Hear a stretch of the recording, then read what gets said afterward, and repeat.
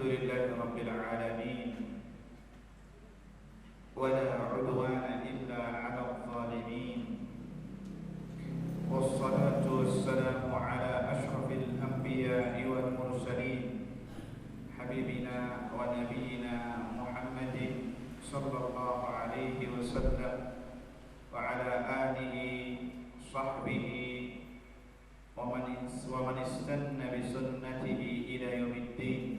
Amma ba'd. Rabbi shrah li sadri wa yassir li amri wahlul 'uqdatam min lisani yafqahu qawli. Allahumma inna nas'aluka 'ilman nafi'an wa rizqan thayyiban wa 'amalan mutaqabbala. Allahumma 'allimna ma yanfa'una wanfa'na bima 'allamtana wa zidna 'ilman ya rabbal 'alamin.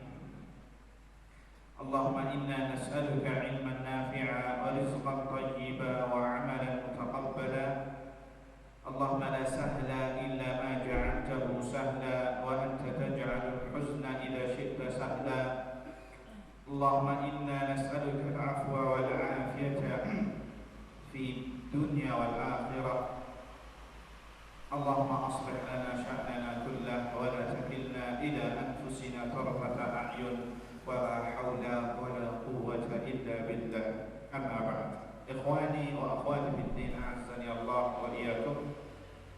Alhamdulillah, kita panjatkan puji syukur kepada Allah Subhanahu wa taala yang memperkenankan kepada kita semua untuk bisa bertatap muka dalam rangka tafaqquh fid din, pelajari ilmu agama. Semoga duduknya kita di sini, berkumpulnya kita di sini adalah pertanda kebaikan yang Allah inginkan kepada kita semua. Allahumma amin. Ikhwani wa akhwati fid din, hadirin wal hadirat yang dirahmati Allah Subhanahu wa taala, melanjutkan pembahasan kitab Al-Ushul Tsalatsah, 3 pondasi utama yang wajib diketahui oleh seorang muslim, karya Syekh Muhammad bin Abdul Wahhab At-Tamimi rahimahullahu taala. Seperti biasa, kita bawakan syarahnya, penjelasannya dari Syekh Muhammad bin Shalih Al-Utsaimin rahimahullah, dan sebagai pelengkap dari penjelasan Syekh Saleh Ibn Abdul Aziz Ibn Uthman Sindi hafizahullah ta'ala. Pembahasan kita kali ini tentang masih di antara contoh-contoh ibadah yang ditujukan kepada Allah Subhanahu wa taala. Di sini beliau masih memberikan contoh-contoh beserta dalilnya, kemudian penjelasan dari para ulama. Kata beliau Syekh Muhammad bin Abdul Wahhab rahimahullah taala mengatakan, wa dalilur raghbah war rahbati wal khusyu'. Dalil yang menerangkan bahwasannya 3 poin ini adalah ibadah, yakni raghbah war rahbah wal khusyu'. Kalau kita artikan raghbah itu hampir mirip dengan makna raja, yakni senang, penuh harap. Itu raghbah, terdorong untuk melakukannya, penuh dengan ketamakan, yakni ketamakan dalam kebaikan. Itu artinya raghbah. Lawan dari raghbah adalah rahbah, pakai ta besar, artinya cemas, khawatir. Ini juga bagian dari ibadah. Hampir makna semakna dengan kalimat al-khauf, takut. Hampir semakna dengan kalimat al-khauf, takut. Walaupun ada perbedaannya. Sebagian ulama menyamakannya, sebagian lagi membedakannya. Wal khusyu'. Khusyuk semua sudah tahu. Khusyuk, ya, kalau kita artikan bahasa Indonesia yang familiar sekarang, khusyuk itu artinya apa? Sholatnya khusyuk apa tidak? Fokus. Ya, secara familiar maknanya fokus, namun secara syariat bukan fokus. Fokus, khusyuk artinya secara umum takut yang dilandasi dengan ilmu. Nanti kita akan bahas. salat. Bagaimana khusyuk nanti kita akan bahas insyaallah. Nah, di sini Syekh Muhammad bin Abdul Wahab menjelaskan bahwasanya 3 amalan ini ibadah dan harus ditujukan kepada Allah Azza wa Jalla. Dalilnya apa? Beliau menunjukkan surat Al-Anbiya ayat 90. Innahum kanu yusari'una fil khairat wa yad'unana raghaban wa rahaban wa kanu lana khashi'in. Sesungguhnya mereka yusari'u bersegera dalam melaksanakan kebaikan, wa yad'unana raghaban wa rahaban, dan mereka berdoa kepada kami. Dan mereka yad'unana bisa artinya beribadah, bisa artinya ibadah, doa. Dan mereka berdoa kepada kami, kata Allah, raghaban wa rahaban, dalam keadaan penuh harap, raghbah dan wa rahaban, dengan dan sekaligus cemas, rahbah. Dalam satu ayat disebutkan wa kanu lana khashi'in, disebutkan ini, dan mereka dalam melaksanakan ibadah dan dalam berdoa khashi'in, mereka khusyuk di dalamnya. Ya, ini ciri orang yang mukmin dalam melaksanakan ibadah, orang yang diinginkan oleh Allah Azza wa Jalla. Jadi di dalam ayat ini Allah menyebutkan 3 amalan sekaligus yang disebutkan oleh Syekh Muhammad bin Wahab. Raghbah, penuh harap, kemudian rahbah, cemasan, dan satu lagi apa? Al-khusyuk. Ya, al-khusyuk nanti kita jelaskan. Khusyuk bermakna rasa takut kepada Allah Subhanahu wa ta'ala. Ikhwani fid din, a'azzani Allah wa iyyakum. Ya.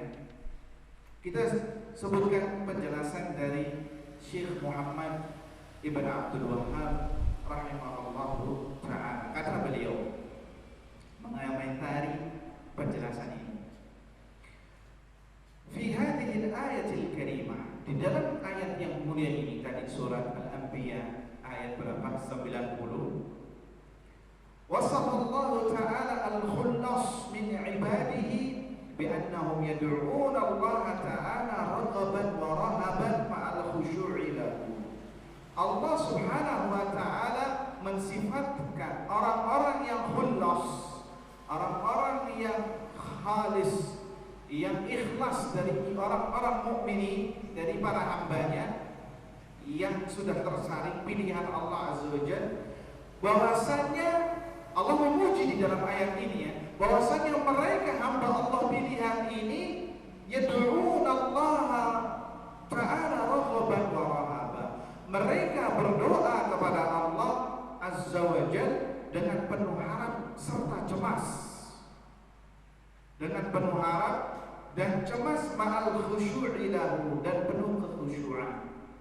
Allah memuji mereka. Masih ingat enggak karakteristik ibadah yang pernah kita sebutkan beberapa pertemuan yang lampau? Di antara ciri karakteristik ibadah bahwasanya Allah Subhanahu wa ta'ala mencintai amalan tersebut. Iya apa tidak? Dan bentuk cintanya Allah Azza wa Jalla di antaranya Allah memuji amalan tersebut atau Allah memuji pelakunya. Dan sekaligus Allah menyiapkan pahala yang besar bagi yang melakukannya. Itu termasuk ciri ibadah. Karena ibadah, kalau kita flashback lagi ya, setiap amalan atau perbuatan yang dicintai oleh Allah Subhanahu wa ta'ala, baik itu perkataan maupun perbuatan, baik yang zahir maupun yang batin. Nah, di sini Allah Subhanahu wa ta'ala mensifati para hambanya yang khullas, yang pilihan, orang-orang yang ikhlas, yakni mereka rahaba, cemas, wa rahaba, penuh harap, ma'al khusyu'i lahu, disertai dengan rasa khusyuk tatkala melaksanakan ibadah, wabil khusus doa. Kata Syekh di sini menyebutkan wa du'a huna syamilun li du'a'il ibadati wa du'a'il mas'alah. Doa di sini pernah kita bahas itu masuk dalam dua jenis global. Entah itu doa permasalahan, permintaan. Ya Allah ya Karim, Allahumma rzuqni, Allahumma ighfirli, Allahumma arhamni. Itu namanya doa permintaan, al-mas'alah. Masih ingat gak? Apa sudah lupa? Ya. Yang kedua masuk di dalamnya juga doaul ibadah. Doaul ibadah, doa yang sifatnya ibadah. Salat itu doa, tapi doa yang artinya sifat ibadah. Karena inti dari salat itu kita memohon kepada Allah, iya apa tidak? Memohon ihdinas siratal mustaqim, doa apa tidak? Tunjukkanlah kepada kami jalan yang lurus. Iya kan?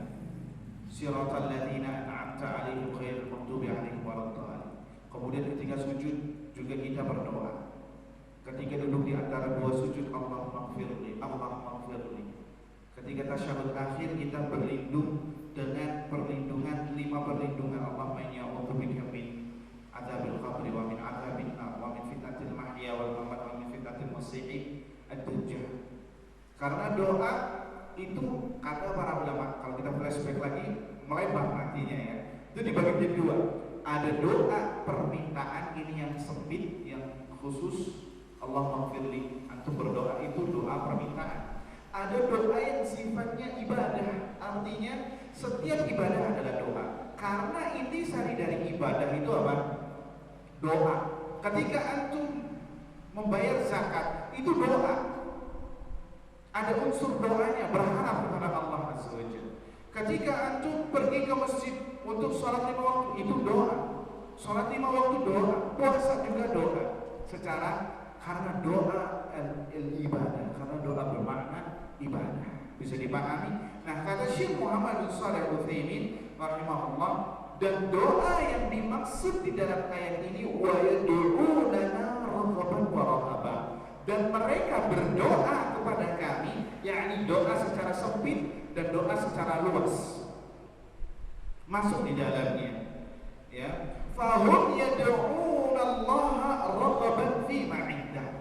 Mereka kaum mukminin pilihan Allah Azza wa Jalla berdoa kepada Allah, bisa kita artikan berdoa, bisa kita artikan beribadah, ya. Raghaban fi ma 'indah, dengan penuh harap apa yang ada di sisi Allah Subhanahu wa taala, meminta kepada Allah. Jadi kalau apa-apa minta kepada manusia apa minta kepada Allah? Minta kepada Allah. Jangan minta kepada manusia. Karena Allah huwal ghani. Allah lah satu-satunya yang ghani. Apa itu ghani? Nah, kalau bahasanya kita kaya. Kalau diartikan kalau bukan kaya, Allah tidak butuh terhadap makhluknya. Artinya apa? Allah punya segalanya. Ya. Kalau ada apa-apa, minta kepada Allah. Jangan minta kepada manusia. Yang sering kita bahas di sini. Karena apa? Karena kita akan hina kalau kita minta kepada manusia. Ya. Seberapapun butuhnya, minta kepada Allah Azza wa Jalla. Ya. Allah sendiri yang mengatakan, wa qala rabbukum ud'uni astajib lakum innal ladzina yastakbiruna 'an ibadati sayadkhuluna jahannama dakhirin. Dan Rabb kalian mengatakan ud'uni, mintalah kepadaku, astajib lakum, aku perkenankan kepada kalian ijabah. Sesungguhnya orang-orang yang tidak, yang menyombongkan diri dari meminta kepadaku, kelak akan masuk neraka jahanam secara hina-hina. Waliyahillah. Ya. Jadi di antara ciri hamba yang Allah puji, mereka selalu merengek kepada Allah Azza wa Jalla. Dan itu yang dicintai oleh Allah. Jangan merengek kepada manusia. Makanya perkataan Abdullah ibn Wahab kalau tidak salah menasihati kepada anaknya, ya bunayya la tas'alin nasa hajatan was'alil ladzi abwabuhu la tuhjabu. Wahai anakku, jangan minta kepada manusia hajat. Jangan minta kepada manusia hajat. Was'alil ladzi abwabuhu la tuhjabu. La la tuhjabu. Mintalah kepada zat yang memiliki pintu tidak pernah tertutup,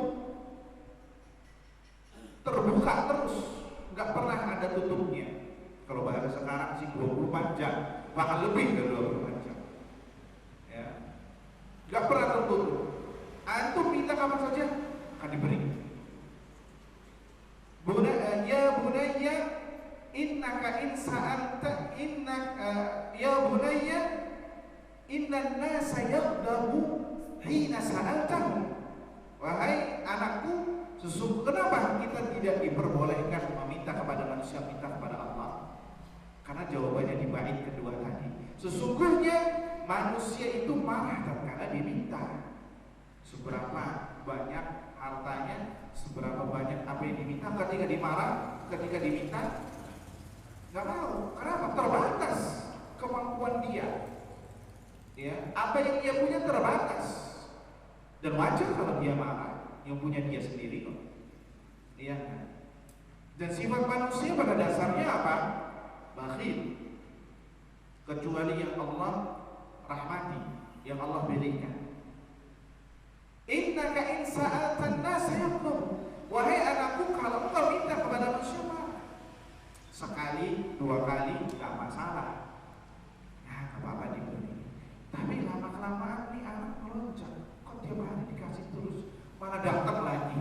Kalau enggak dikasih fulus, enggak pergi-pergi. Ya. Enggak pergi-pergi, ngedablek. Ini enggak boleh seperti ini. Manusia akan marah, manusia akan jeger. Nah, itu manusiawi. Kenapa? Manusia terbatas, tapi kebalikannya Allah. Wallahu in tarakta su'alahu yaqbalu. Dan Allah apabila engkau tinggalkan untuk tidak meminta kepadanya, artinya engkau tidak berdoa kepadanya, Allah marah, Allah murka. Karena Allah setiap hari membentangkan tangannya. Untuk apa? Memberikan apa yang diminta dari hambanya, tapi nggak ada yang diminta. Allah marah. Allah turun ke langit dunia dan berfirman, "Man yas'aluni fa'utiyalah." Dan barang siapa yang meminta kepadaku akan kuberikan. "Man yastaghfiruni fa'aghfirlah." Dan siapa yang memohon ampun kepadaku akan kuampuni. "Wa man yad'uni fa'astajibalah." Dan barang siapa yang berdoa kepadaku akan kukabulkan. Tiap hari, tiap malam, di sepertiga malam terakhir Allah berfirman, "Fahal man yaqumu bihadza." Dan siapa yang melakukannya? Kita semua banyak yang terjauh dalam masalah. Kita dikit-dikit ngeluhnya kepada manusia, dikit-dikit ngeluhnya kepada manusia. Padahal Nabi SAW mengatakan, "Fa'lam anna syarafal mu'min qiyamuhu bil-laili wastighna'uhu 'anil nas." Ketahuilah bahwasanya kehormatan seorang mukmin adalah tatkala dia melakukan qiyamul lail, bersimpu di hadapan Allah, merengek di hadapan Allah, wa izzuhu istighna'u 'anil nas, dan harga dirinya tatkala dia tidak butuh terhadap bantuan orang lain. Ya, ini penting kita tanamkan, ya, kita camkan, jangan bergantung kepada manusia. Lihat di dalam ayat ini Allah Azza wa Jalla memuji orang-orang yang selalu merengek. Merengek kepada siapa? Kepada manusia? Lah, kepada Allah Azza wa Jalla. Wa yad'unana raghaban wa rahaba. Dan mereka berdoa, senantiasa berdoa kepada Allah dengan penuh harap. Artinya berharap hanya kepada Allah Subhanahu wa taala.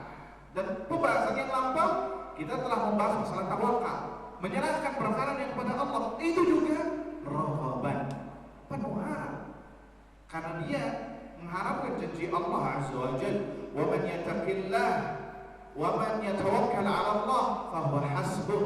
Dan barang siapa yang bertawakal kepada Allah, Allah cukupi. Tatkala dia bertawakal, ada unsur raghbah di situ, ada unsur raja, yakni apa? Dia ingin kebutuhannya dicukupi oleh Allah Azza wa Jalla. Dia ingin dilindungi oleh Allah Azza wa Jalla, makanya dia bertawakal kepada Allah. Ini yang seharusnya kita lakukan, bukan berpangku tangan kepada orang lain, siapapun dia, nggak boleh. Jika demikian yang dilakukan, berpangku tangan kepada orang lain, kepada atasannya, kepada gajinya, ya, pekerja pekerjaannya, takut di PHK, maka dia seterusnya akan dalam keadaan dina-dina. Waliyahzubillah. Tidak ada kemuliaan baginya, tidak ada izzah, harga dirinya, dan harga dirinya selalu diinjak-injak. Kenapa? Dikit-dikit main diancam PHK, gak bisa makan dan lain sebagainya. Itu yang sering didengdengkan oleh orang di luar sana. Nauzubillah. Kenapa? Imannya nggak ada. Bahkan yang sudah banyak mengikuti pengajian pun banyak terjatuh dalam masalah ini. Karena panikkah atau lain sebagainya, akhirnya minta-minta kepada orang. Nauzubillah min dzalik. Ya, bahkan Nabi SAW mengancam orang yang selalu minta-minta padahal dia bisa. Ya, Anda lupa bahasa Arabnya, intinya dari makna tersebut, barang siapa yang suka minta-minta padahal dia mampu, maka sayati ilallah, sayati yaumal qiyamah wa laysa fi wajhihi mus'atun minal laham atau kama qala Nabi. Maka nanti di hari kiamat akan datang dalam keadaan mukanya tidak berdaging, tulang sama kulit saja seluruh badan. Kenapa? Minta-minta, ada harga dirinya, muka tembok, ya, ngedabrak. Nauzubillah min dzalik. Dan mukmin tidak seperti itu. Mukmin harus ada memiliki rasa malu kepada Allah Subhanahu wa taala. Malu harga dirinya diinjak-injak. Dia punya Allah. Orang kaya, orang miskin, semuanya punya Allah. Ngapain kita minta sesama makhluk? Minta kepada Allah Subhanahu wa taala. Jangan iri kepada apa yang dimiliki oleh manusia, tapi mintalah karunia kepada Allah Azza wa Jalla. Ya, itu yang harusnya kita lakukan. Jadi kita lanjutkan. Fahum yad'una Allah raghaban fi ma 'indahu. Mereka orang-orang mukmin berdoa kepada Allah raghbatan, karena ketamakan apa yang ada pada sisi Allah. Lihat, karena ketamakan yang ada pada sisi Allah.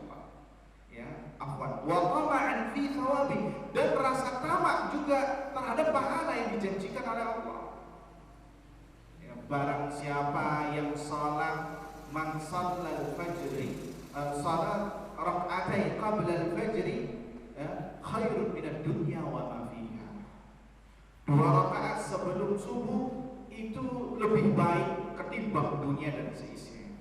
Siapa yang merasa tamak dengan 2 rakaat ini atau biasa-biasa saja, ya, biasa-biasa saja. Kalau kita memiliki tamak, berarti kita masih memiliki keimanan, masih bergantung pada Allah. Tapi kalau sholat subuh kesiangan, kemudian sholat 2 rakaat pun tidak ada, kemudian biasa-biasa saja, maka sungguh kerugian yang sangat luar biasa. Kita kalau hilang fulus 1 juta, ya, panik, gak bisa tidur, gak bisa makan, bingung luar biasa. Itu baru 1 juta. Ini yang dikabarkan oleh Nabi SAW, khairun minad dunya wa ma fiha.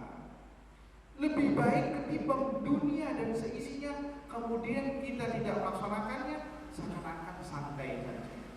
Mana rasa tamak kita terhadap pahala Allah Subhanahu wa taala? Gak ada. Sama-sama saja, menunjukkan kita lebih banyak condongnya terhadap dunia dibanding akhirat. Terbukti banyak kita ini masih condong pada dunia. Sholat subuh telat, santai, biasa. Sampai sholatnya pas suruh juga waktu selesai. Tapi giliran masuk kantor telat 1 menit 2 menit, dunia dan seisinya kalah kabur. Takut dipotong gajinya, dan itu hanya berapa persennya, takut luar biasa. Ya, tapi masalah ini santai saja. Masallallahu salamu amin. Jadi ini perlu perbaikan lagi tentang masalah rojak kita, harapan kita, raghbah kita kepada Allah Subhanahu wa taala. Ya. Kemudian kita lanjutkan, ma'a khaufihim min iqabihi wa athari dhunubihim. Di samping mereka berharap dan tamak terhadap apa yang ada di sisi Allah Azza wa Jalla, mereka pun takut di sisi lain, takut dari hukuman yang Allah timpakan nantinya kepadanya.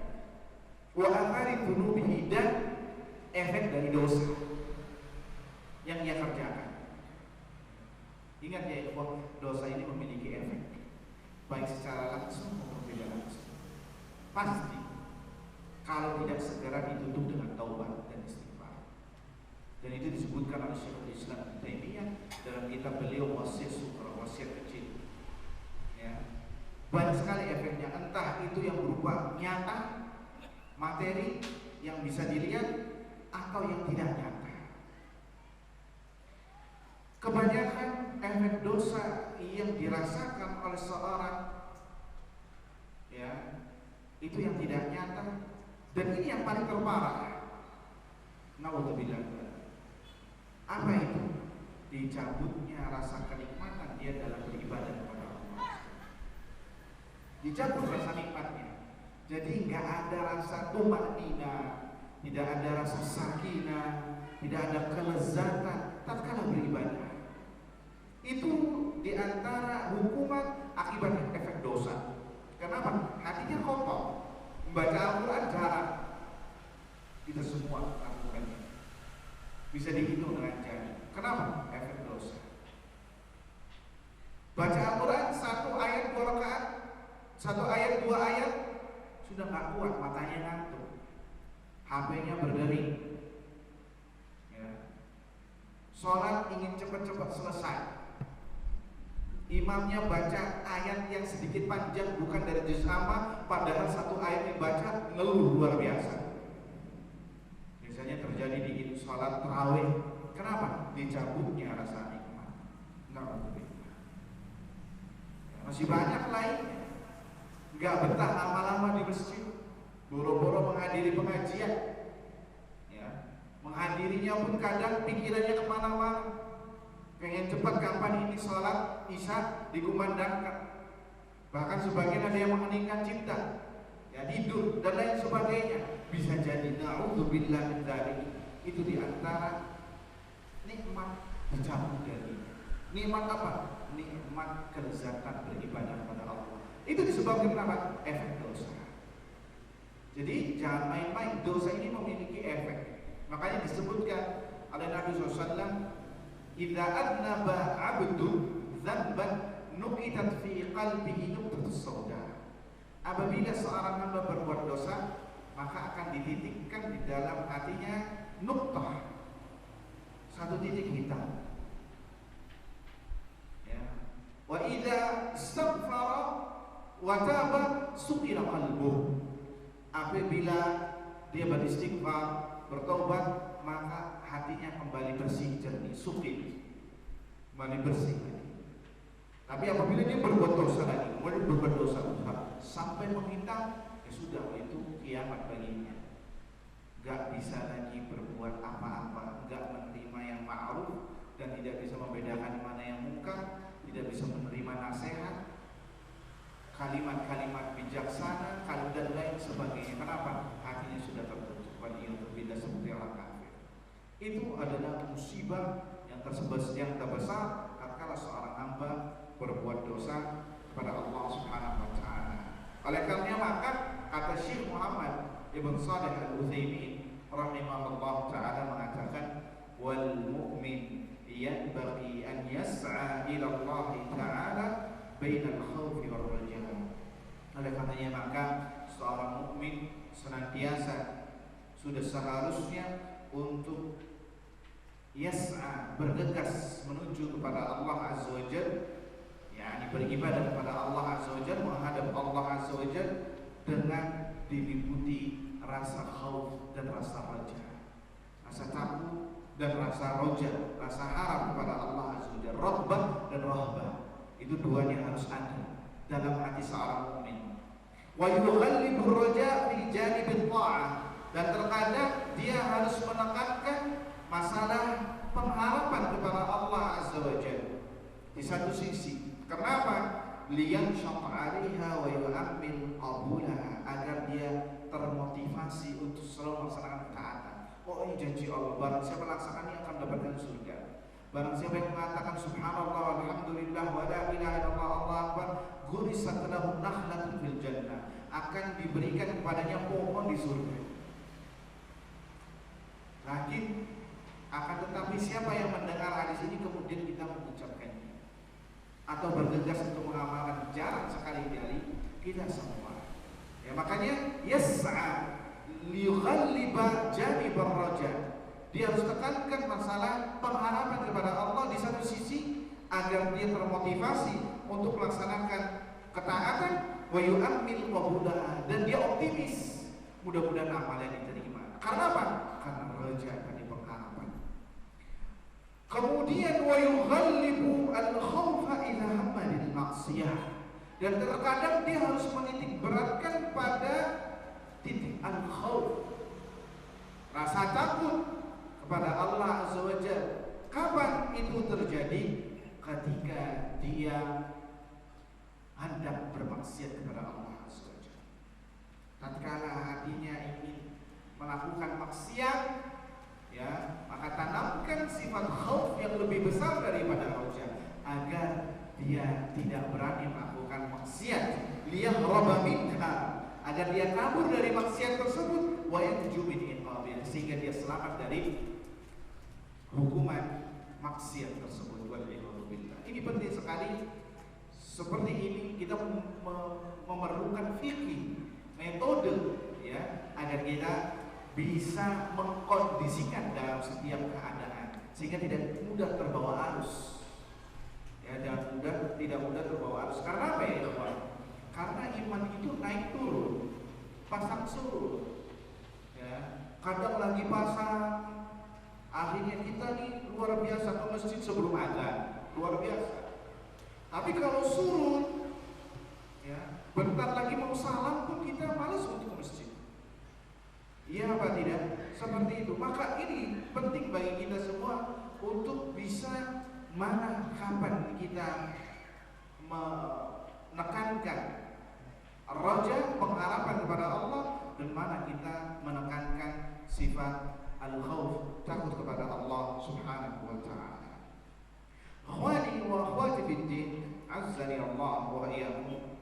Kata beliau Syekh Muhammad bin Shalih Al-Utsaimin rahimahullah mengatakan, wa qala ba'dul ulama, sebagian ulama lagi mengatakan, yughallibu janibar raja fi halil marad wa janibal khawfi fi halis sihhah.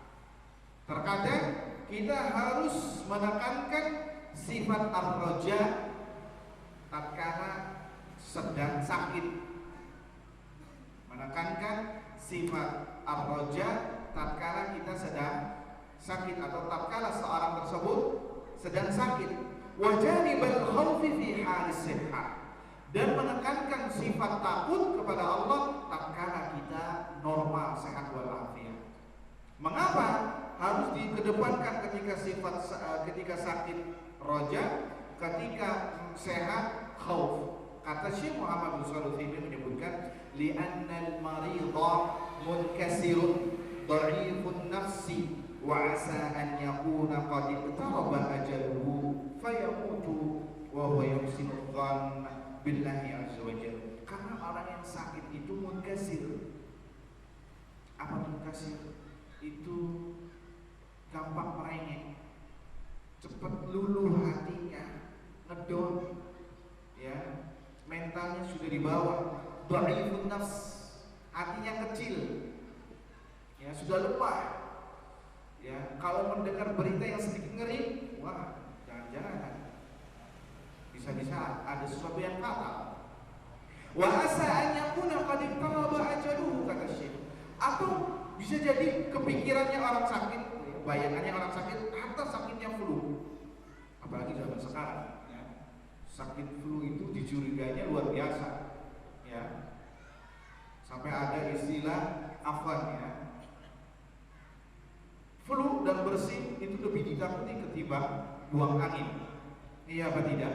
Apalagi ketika antum berada di tempat umum, ya, itu sangat ditakutkan luar biasa. Kata Syekh di sini, karena orang yang sakit itu, ya Allah, hatta sakitnya ringan, sampai mikirnya kemana-mana. Oh, jangan-jangan saya mati hari ini. Jangan-jangan, mikirnya kemana? Terlalu kebablasan, ya.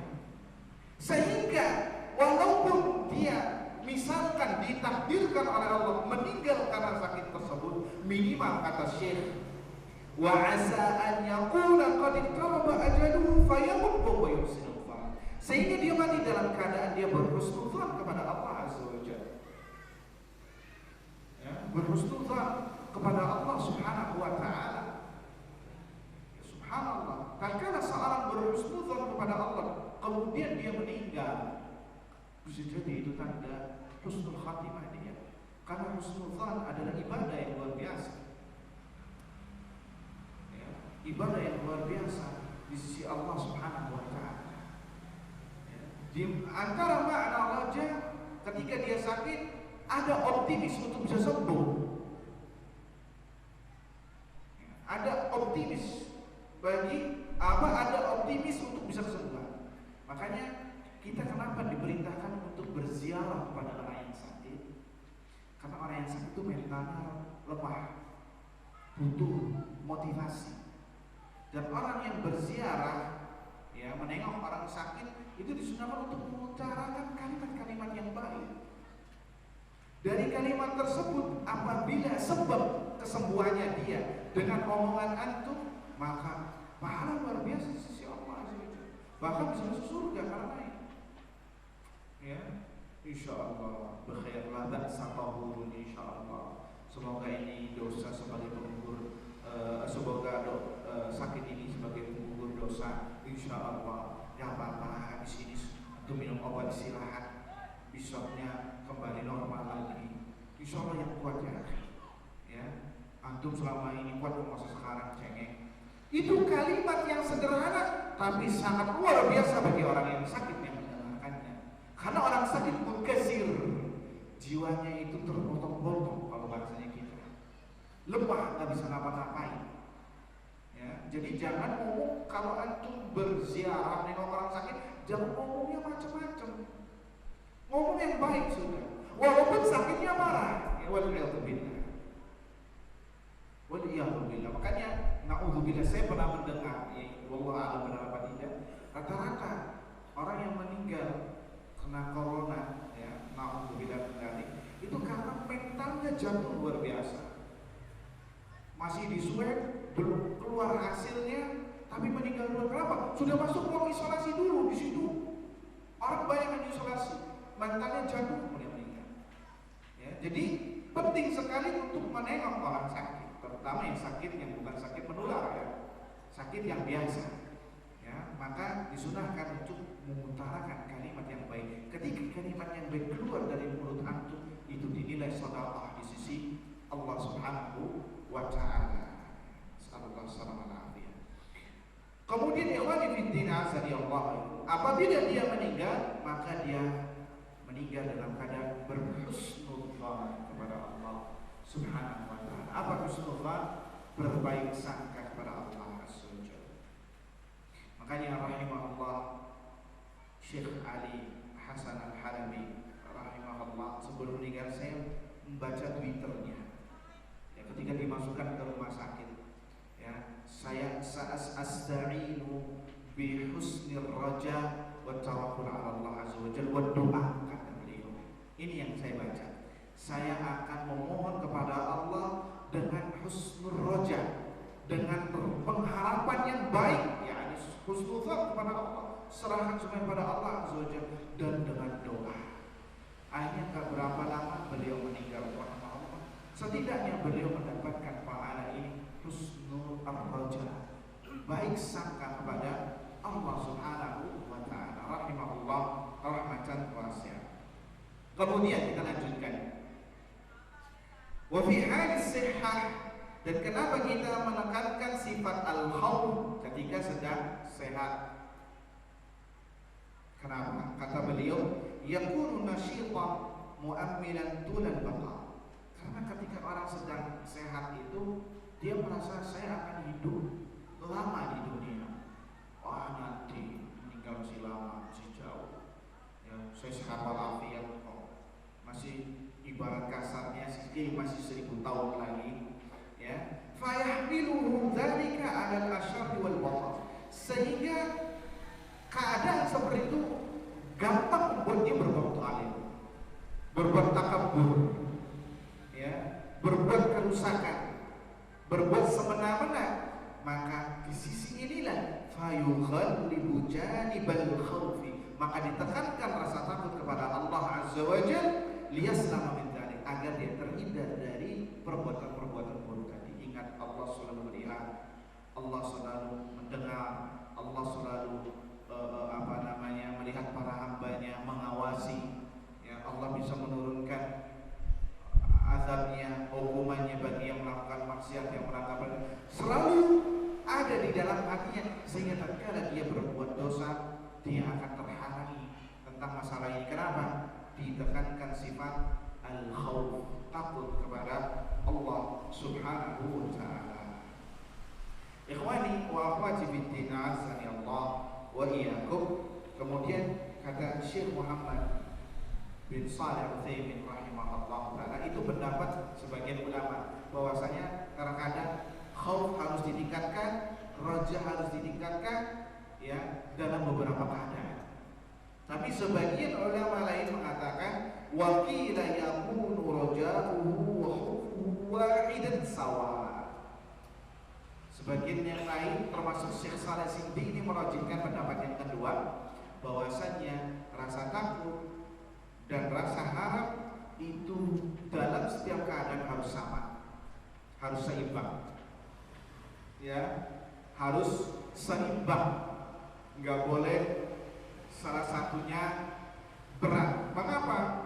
Li'alla yahmiluhu raja 'alal amni min makrillah, agar jangan sampai dia rojanya kebablasan, mengharapnya kebablasan sampai dia merasa aman dari makar Allah Azza wa Jalla, sampai dia merasa aman dari azab Allah Azza wa Jalla.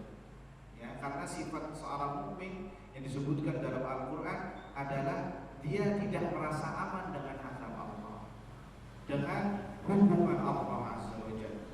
Ya, afa amina ahlul qura ayyatiyahum ba'suna bayatan wa hum na'imun. Apakah merasa aman penduduk sebuah negeri yang akan datang azab Allah Azza wa Jalla malam hari ketika mereka sedang tidur? Awa amina ahlul qura ayyatiyahum ba'suna duha wa hum yal'abun. Apakah mereka merasa aman terhadap azab kami yang datang di waktu duha ketika mereka sedang bermain, beraktivitas?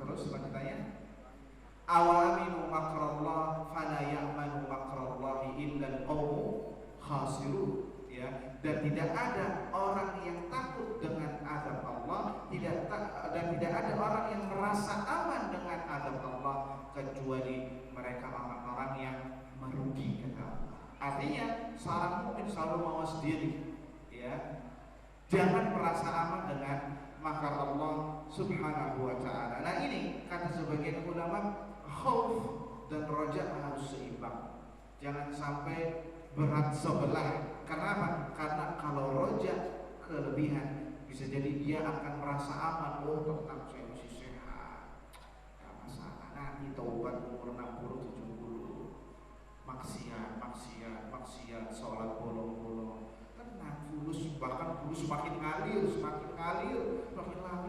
terus diulur. Itu namanya diulur istidraj. Nauzubillah min dzalik. Itu akhirnya merasa aman dengan makar Allah Azza wa Jalla. Wal khauf 'ala al-ya'si min rahmatillah. Dan juga kenapa kita harus seimbang, agar kita tidak khaufnya kebablasan, sehingga saking khauf kebablasan jadi al-ya's min rahmatillah, pesimis dengan rahmat Allah Azza wa Jalla. Hati saya kotor, belum pantas untuk menginjakkan kaki ke masjid. Perempuan belum saatnya untuk berjilbab, hatinya dulu yang harus dijilbabi katanya. Ya, ini khauf yang kebablasan, dan ini banyak yang kita temui di masyarakat. Wa qidahuma qabihun wa muhliqun lisahibihi. Dan ini semua buruk, bahkan bisa membinasakan bagi pelakunya apabila sampai memiliki sifat tersebut. Aman dari makar Allah Azza wa Jalla. Yang kedua apa?